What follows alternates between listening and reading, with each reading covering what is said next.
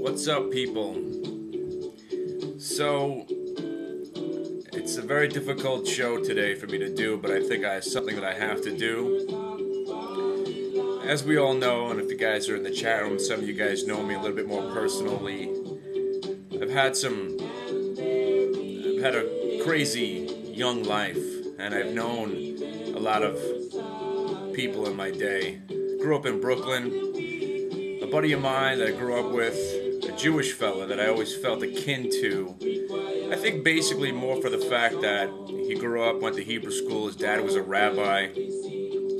He represented a path that I chose not to take, a path that he pretty much instructed me not to follow. But he rebelled from his Judaism and his Torah studies and became a pretty notorious kid in Brooklyn, known as Joe Mo.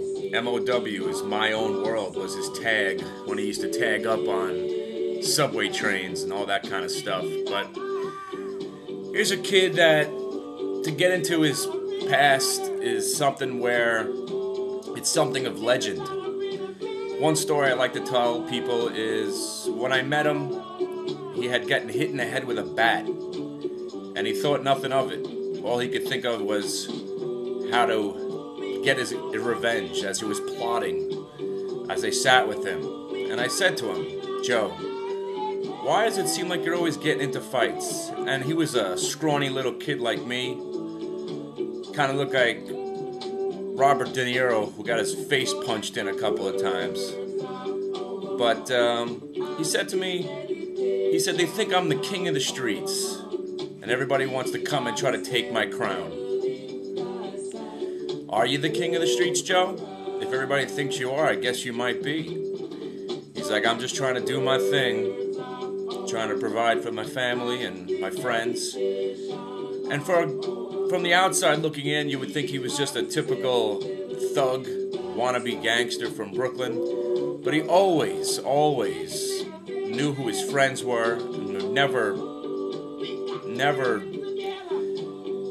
not do anything for his friends and his family. And even though he was kind of estranged from his family, he always made sure to keep in touch. He was always a generous guy. I remember he used to give money to the poor, send stuff out. He was always telling me about donating money and donating food to different charities. He was my age. In and out of prison he was. And he cleaned himself up. And he was doing all right. Working at the Javits Center, got himself a union job.